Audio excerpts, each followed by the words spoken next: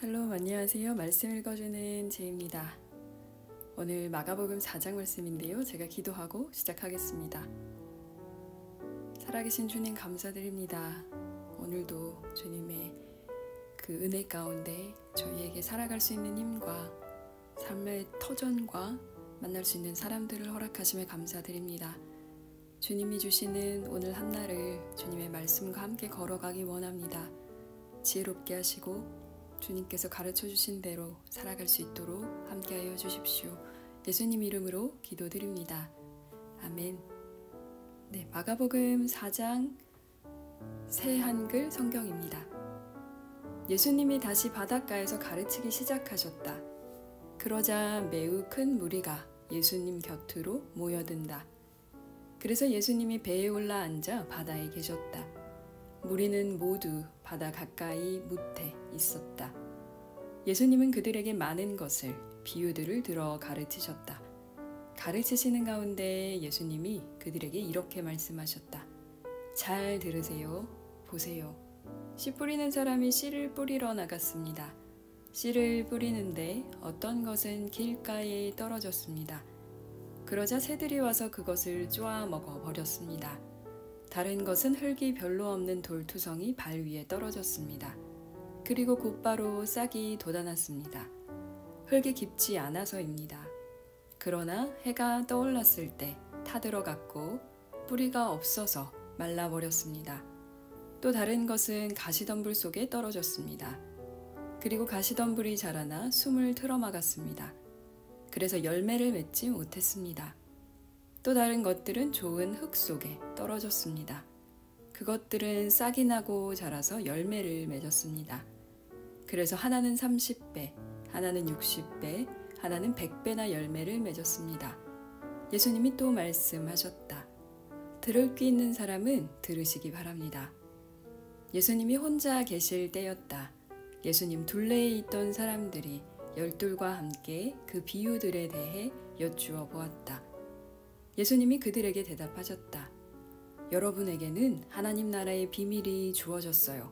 그렇지만 밖에 있는 저 사람들에게는 모든 것이 비유로 전해집니다. 그래서 그들이 보고 또 보겠지만 알아보지 못하고 듣고 또 듣겠지만 깨닫지 못합니다. 그러니까 그들이 돌아와서 용서받지 못합니다. 그리고 예수님이 그들에게 말씀하신다. 여러분이 이 비유를 이해하지 못하는데 어떻게 모든 비유를 알아듣겠어요? 씨 뿌리는 사람이 뿌리는 것은 말씀입니다. 말씀이 길가에 떨어졌다 함은 이런 사람들을 두고 하는 말입니다. 그들이 말씀을 들을 때에 곧바로 사탄이 와서 그들에게 뿌려놓은 말씀을 가져가 버립니다. 말씀이 자갈밭에 떨어졌다 함은 이런 사람들을 두고 하는 말입니다. 그들은 말씀을 들을 때에 곧바로 기쁘게 받아들입니다. 그런데 속에 뿌리가 없어서 잠시 그럴 뿐이에요. 그 뒤에 그 말씀 때문에 억압이나 뒤쫓김을 당하면 곧바로 걸려 넘어집니다. 말씀이 가시덤불 속에 떨어졌다 함은 또 다른 사람들을 두고 하는 말입니다. 이들은 말씀을 들었습니다. 그렇지만 세상살이 걱정과 재물의 꼬임과 그 밖에 다른 것들에 대한 욕망이 파고 들어와서 그 말씀의 숨을 틀어막아 버립니다. 그래서 열매를 맺지 못합니다. 말씀이 좋은 흙 위에 떨어졌다 함은 또 다른 사람들을 두고 하는 말입니다. 이 사람들은 말씀을 듣고 받아들여서 열매를 맺습니다. 한 사람은 30배, 한 사람은 60배, 한 사람은 100배나 맺습니다. 그리고 예수님이 그들에게 말씀하셨다.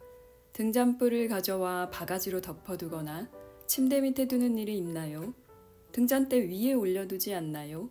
숨겨둔 것치고 드러나지 않을 것이 없고 감추어둔 것치고 환히 드러나지 않을 것이 없습니다. 들을 귀가 있다면 들으시기 바랍니다. 그리고 그들에게 말씀하셨다. 여러분이 듣고 있는 것을 마음에 새기세요. 여러분이 남에게 갖다 대는 잣대를 여러분에게도 갖다 대실 겁니다. 그리고 더 보태실 겁니다. 가진 것이 있는 사람에게는 더 주시고 가진 것이 없는 사람, 그 사람한테서는 있는 것조차 빼앗아 가실 겁니다. 그리고 예수님이 말씀하셨다. 하나님 나라는 이런 사람의 경우와 같아요. 어떤 사람이 땅에 씨를 뿌립니다. 자고 일어나서 밤이 되고 낮이 됩니다. 그러는 사이에 씨에서 싹이 나서 자랍니다. 씨 뿌린 사람 자신은 어떻게 된 일인지 알지 못하는데도요. 저절로 땅이 곡식을 냅니다.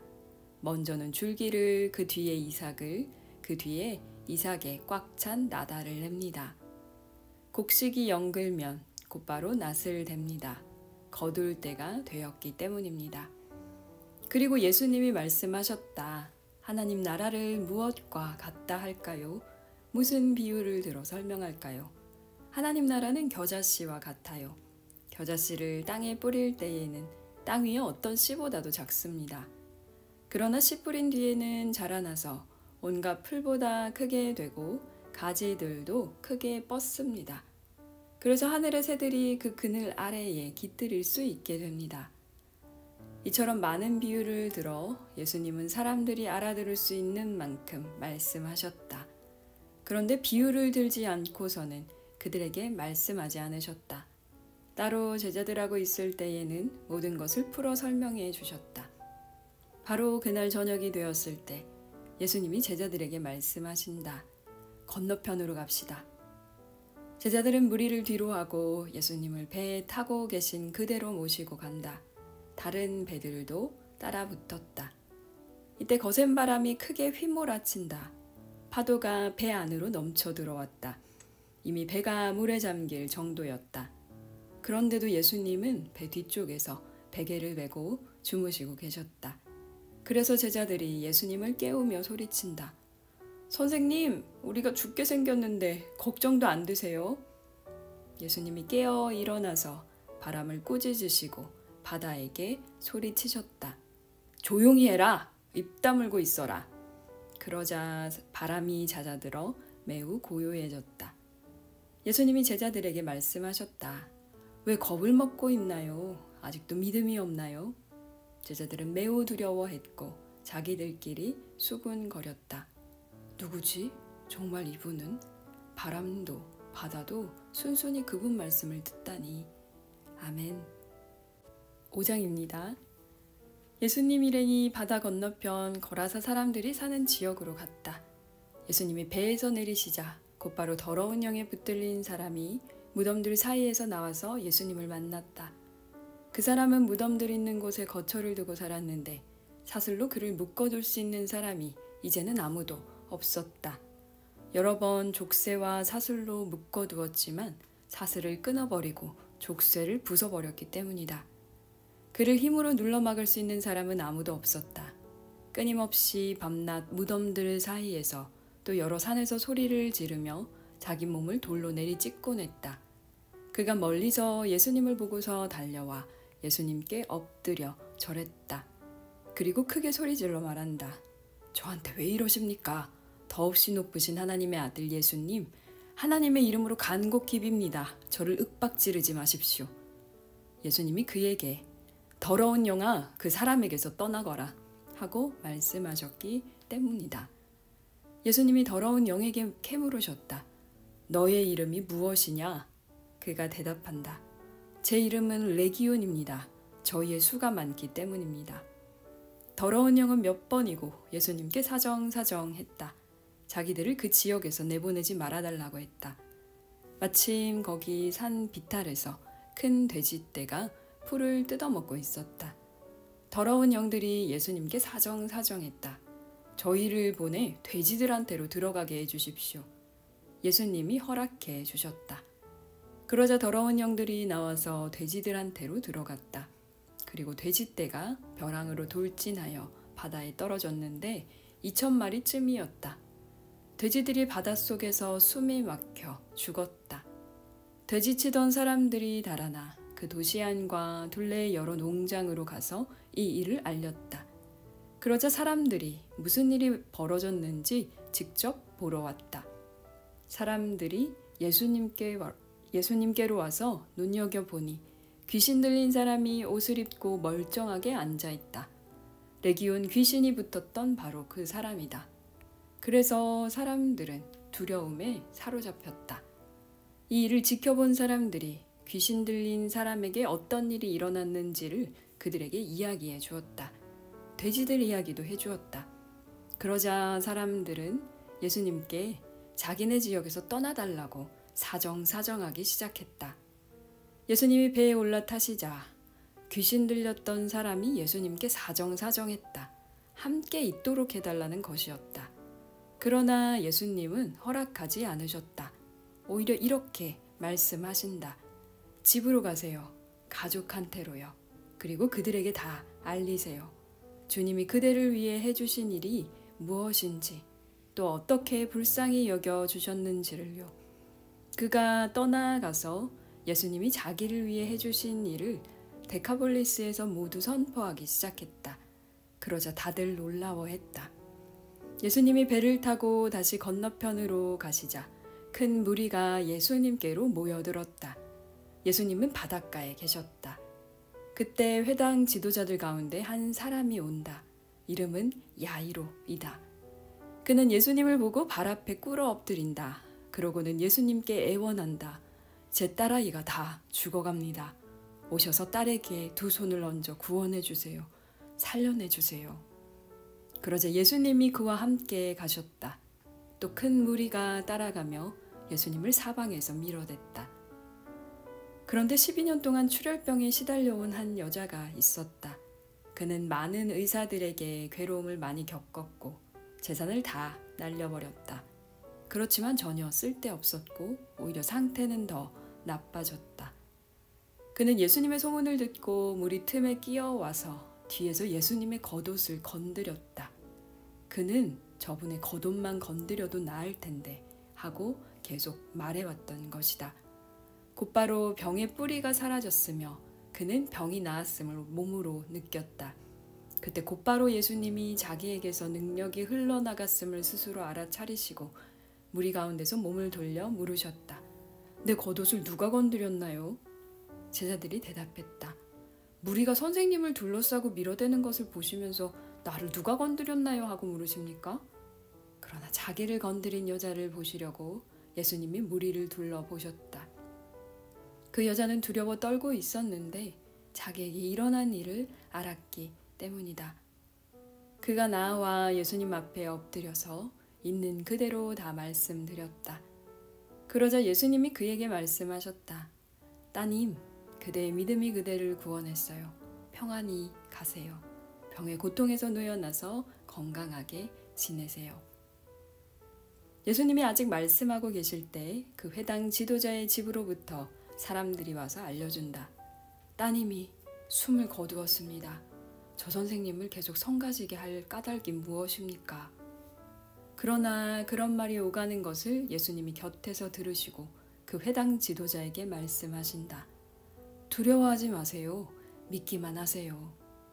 그리고 예수님은 베드로와 야고보 그리고 야고보의 형제 요한 말고는 아무도 따라오지 못하게 하셨다. 예수님 일행이 회당 지도자의 집에 들어간다. 예수님이 눈여겨보시니 집이 어수선하고 사람들이 울고 크게 소리내어 슬퍼하고 있다. 예수님이 들어가셔서 그들에게 말씀하신다. 왜 수선을 떨며 울고 있나요? 이 아이는 죽은 것이 아니라 자고 있어요. 그러자 사람들은 예수님을 비웃었다. 예수님은 몸소 사람들을 다 내쫓으시고 아이 아버지와 어머니 그리고 함께 간 제자들을 데리고 아이가 있는 곳으로 들어가신다. 예수님이 아이의 손을 붙잡고 탈리다쿰 하고 말씀하신다. 이 말을 번역하여 옮기면 소녀야 너에게 말한다. 일어나라 하는 뜻이다. 곧바로 그 소녀가 일어나서 걸어 다녔다. 아이는 12살이었다. 곧바로 사람들은 넋이 나갈 정도로 크게 놀랐다. 예수님이 그들에게 단단히 명하시기를 이 일을 아무도 모르게 하라고 하셨다. 또 말씀하시기를 아이에게 먹을 것을 주라고 하셨다. 아멘. 6장입니다. 예수님이 거기서 나오셨다. 그리고 자기 고향 마을로 가시는데 제자들도 따라간다. 안식일이 되었을 때 예수님이 회당에서 가르치기 시작하셨다. 그러자 많은 사람들이 듣고 몹시 놀라서 말했다. 이 사람이 어디서 이런 걸 얻었지? 이 사람이 받은 지혜는 어디서 온 거지? 그 손을 통해 나타나는 이런 놀라운 일들은 어떻게 된 거지? 이 사람은 목수잖아. 마리아의 아들 아니냐? 야고보와 요새와 유다와 시몬의 형이잖아. 그의 누이들이 여기 우리 곁에 있잖아. 이렇게 예수님 때문에 사람들이 걸려 넘어지고 있었다. 그러자 예수님이 그들에게 말씀하셨다. 예언자가 존중받지 못하는 경우가 없습니다. 자기 고향과 자기 친족과 자기 집에서 말고는요. 그래서 예수님이 거기서는 능력을 내보이는 놀라운 일을 아예 하실 수 없었다. 다만 아픈 사람 몇 명에게만 두 손을 얹어 고쳐주실 뿐이었다. 그리고 고향 사람들이 믿지 않아서 예수님이 이상하게 여기셨다. 예수님이 둘레의 여러 마을로 돌아다니시면서 가르치고 계셨다. 예수님이 12를 가까이 부르신다. 그러고는 2명씩 짝을 지어 내보내기 시작하셨다. 이때 그들에게 더러운 영들을 물리칠 권한을 주셨다. 또 그들에게 명령하셨다. 길을 나설 때 지팡이 말고는 아무것도 들고 가지 마세요. 먹을 것이든 보찜이든 허리에 두르는 돈 주머니든요. 샌들은 신어도 되지만 통옷을 2벌 겹쳐 입지는 마세요. 또 말씀하셨다. 어디서든 어떤 집에 들어가거든 거기서 떠날 때까지 그 집에서 내내 머무세요. 어떤 곳에서든 그대들을 받아들이지 않고 그대들 말을 듣지 않는다 합시다. 그러면 거기서 떠날 때 발밑에 묻은 흙먼지를 떨어내 버려서 그들에게 불리한 증거가 되게 하세요. 그들이 나가서 사람들에게 회개하라고 선포했다. 또한 많은 귀신을 쫓아냈다. 그리고 많은 아픈 사람에게 올리브 기름을 발라주었고 또 고쳐주었다. 헤롯 임금이 예수님의 소식을 들었다. 예수님 이름이 알려졌기 때문이다. 사람들이 말했다. 세례자 요한이 죽은 사람들 가운데서 일으킴 받아 살아났구나. 이런 까닭에 그가 능력을 내보이는 놀라운 일들을 하는구나. 다른 사람들은 말했다. 그분은 엘리야다. 또 다른 사람들이 말했다. 그분은 예언자야. 예언자 가운데 한 분 같아. 헤롯이 듣고서 말했다. 그 사람 요한의 목을 베게 한 것은 바로 나다. 그런데 이 사람이 일으킴 받아 살아났구나. 사실은 헤롯 자신이 사람을 보내 요한을 붙잡아다가 그를 묶어서 감옥에 가두어 두게 한 적이 있었다. 자기 형제 필립의 아내 헤로디아와 관련된 일 때문이었다. 헤롯은 헤로디아와 결혼을 했다. 그런데 요한이 헤롯에게 형제의 아내를 차지하는 것은 해서는 안 되는 일이요 하고 거듭거듭 말했기 때문이다. 한편 헤로디아는 요한에게 앙심을 품고서 죽이고 싶어 했다. 그러나 그렇게 할 수 없었다. 헤롯이 요한을 두려워하고 있었기 때문이다. 요한이 의롭고 거룩한 사람인 것을 알고 있었던 것이다. 그래서 헤롯은 요한을 지켜주고 있었다. 그의 말을 들으면 어쩔 줄 몰라 쩔쩔맸지만 그의 말을 기꺼이 듣곤 했었다. 그런데 기회가 좋은 날이 왔다. 헤롯이 자기 생일에 높은 관리들과 높은 지휘관들과 갈릴레아의 중요한 사람들을 위해 잔치를 베풀었다. 이때 헤로디아의 딸이 들어와 춤을 추었는데 헤롯뿐만 아니라 잔치상 둘레에 함께 기대 앉은 손님들도 기분 좋게 해 주었다. 임금이 소녀에게 말했다. 바라는 것은 무엇이든 나한테 말해보거라. 내가 해줄 테니. 헤롯이 단단히 맹세했다. 무엇이든지 나한테 말만 하면 나라의 절반이라도 줄게. 소녀가 나가서 어머니에게 물었다. 뭘 해달라고 할까요? 헤로디아가 대답했다.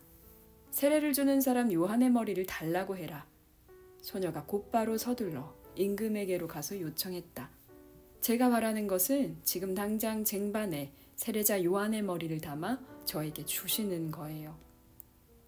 헤롯 임금은 몹시 고민스러웠다.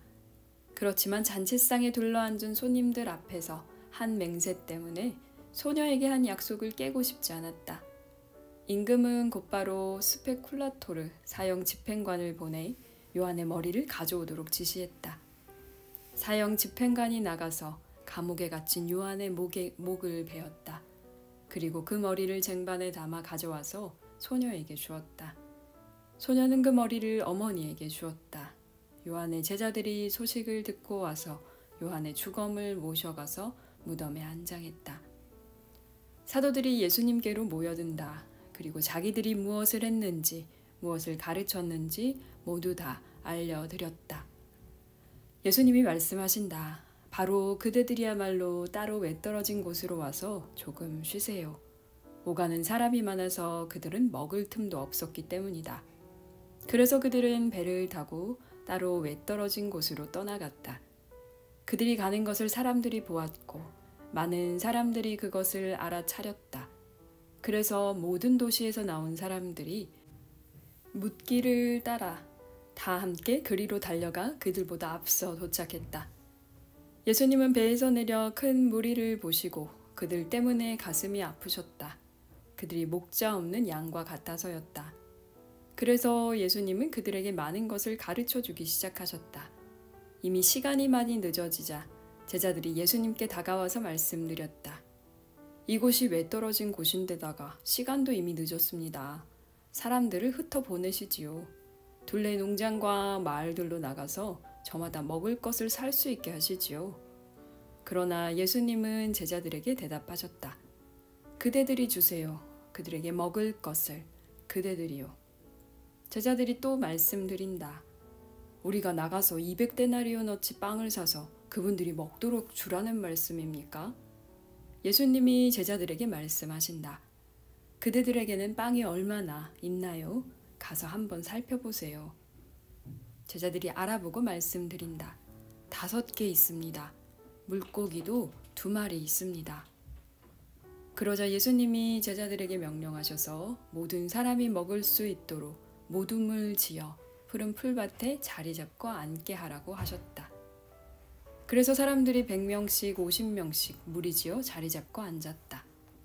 예수님이 그 빵 5개와 그 물고기 2마리를 받아들고 하늘을 우러러보시고는 감사 기도를 드리셨다.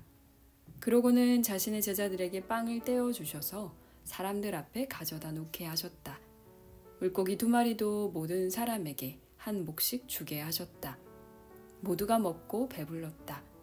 그리고 남은 조각들을 모아보니 바구니 12에 가득 찼다. 그 가운데 물고기도 얼마 있었다. 빵을 먹은 사람은 남자 어른이 5,000명이었다. 곧바로 예수님이 자기 제자들을 다그쳐 배에 타게 해서 건너편 벳세다로 앞서가게 하셨다. 그 사이 예수님은 몸소 무리를 흩어 보내신다. 그들과 헤어지고 나서 예수님은 산으로 기도하러 가셨다. 저녁이 되었을 때 배는 바다 가운데 있었고 예수님만 혼자 뭇에 계셨다. 그러다가 보시니 제자들이 노 젓기에 시달리고 있었다. 맞바람이 불어 닥쳐서였다. 예수님이 이른 새벽녘에 바다 위로 걸어서 제자들한테로 가신다.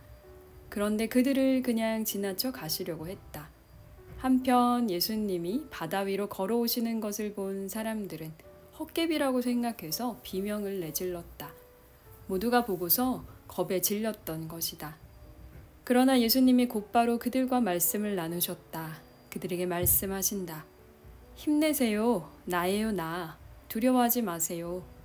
예수님이 그들한테로 건너가 배에 올라타시자 바람이 잦아들었다. 제자들은 속으로 지나칠 정도로 몹시 놀라고 있었다. 무리를 빵으로 먹이신 일에서 깨달음을 얻지 못했고 그들의 마음이 닫혀 있어서였다. 예수님 일행은 바다를 가로질러 맞은편 땅으로 건너가 게네사렛에 닿은 뒤 닻을 내렸다. 배에서 내리자 곧바로 사람들이 예수님을 알아보았다. 그래서 사람들이 게네사렛 온 지역을 뛰어 돌아다니며 심하게 아픈 사람들을 깔자리에 눕혔다. 그리고 예수님이 계신다는 소문이 들리면 그곳으로 데려가기 시작했다. 마을이든 도시든 농장이든 예수님이 어디로 가시든지 사람들은 아픈 사람들을 장터 마당에 데려다 놓았다. 그리고 예수님께 사정사정해서 아픈 사람들이 예수님의 겉옷자락 술이라도 건드리도록 해달라고 했다. 그것을 건드리기만 하면 누구라도 나았다. 아멘. 네, 오늘은 마가복음 4장부터 6장까지 말씀인데요. 제가 녹음하는 중에 바깥에서 그 백큐움이라고 하죠. 진공청소기로 청소를 하셔서 아마 그 소리가 녹음이 좀 된 것 같아요. 혹시라도 좀 소음이 있었으면 양해해 주셨으면 좋겠습니다. 오늘은 마가복음에서 예수님과 또 이제 그 수많은 사람들이 예수님의 그 치유의 기적을 경험하는 것, 그리고 또 세례 요한의 죽음, 그리고 그 이후에 예수님이 사실 제일 앞에 있었던 4장에서는 비유 말씀을 하시잖아요. 제가 지금 외국에 나와 있는지, 지금 미국에 나와 있는지 한 일주일이 좀 넘어갔는데, 지금 이걸 읽으면서 씨 뿌리는 그 비유를 읽으면서 계속 지금 제가 독일에 두고 온 식물들이 생각이 나는 거예요. 얘네들이 어떻게 지금 잘 버티고 있을까. 물을 제가 그래도 흠뻑 주고 오긴 했지만 날씨도 그렇고 얘네들이 잘 지금 버티고 있는지가 좀 걱정이 되는데, 제가 항상 이렇게 좀 약간 며칠 그 기간을 두고 다시 집에 들어가서 식물을 보면 정말 놀라울 정도로 그 생명력이 강해서요. 물을 그렇게 오랫동안 안 줘도 당연히 이제 조금 시들어 있긴 하지만 죽지 않더라고요. 그래서 지금 돌아갔을 때 어떤 상태인지가 너무 궁금한데 봄을 또 이렇게 보내면서 씨앗이 나오고 또 꽃이 피고 그런 모든 장면들이 사실 생명이라는 그런 굉장히 커다란 주제 앞에서, 그리고 또 우리의 삶이라는 어떻게 보면은 굉장히 거대한, 또 때로는 작지만 또 때로는 너무나 위대한 우리의 그 한 걸음 한 걸음, 그것들이 하나님 나라에서 얼마나 중요한지를 좀 생각해 보게 됩니다. 네, 내일은 그러면 마가복음 7장으로 다시 돌아오겠습니다. 오늘도 함께 해주셔서 감사드립니다. 제가 기도하고 마치겠습니다. 살아계신 주님, 우리에게 귀한 생명을 허락하여 주셔서 우리가 자라게 하시고 또 성장하게 하시고 열매 맺게 하시고 그 씨앗을 나눌 수 있는 귀한 삶으로 초대하시니 감사드립니다. 때로 우리가 알지 못하는 그 순간에 자라게 하시는 주님의 그 은혜를 기대하게 하시고 또 열매를 나누고 씨앗을 뿌리는 일에 주저하지 않도록 함께하여 주십시오. 오늘도 주님과 동행하는 삶 살기 원합니다. 감사합니다. 예수님 이름으로 기도드립니다. 아멘. 네, 그럼 마가복음 7장으로 내일 다시 돌아오겠습니다. 지금까지 말씀 읽어주는 제이였습니다. 샬롬 하울람.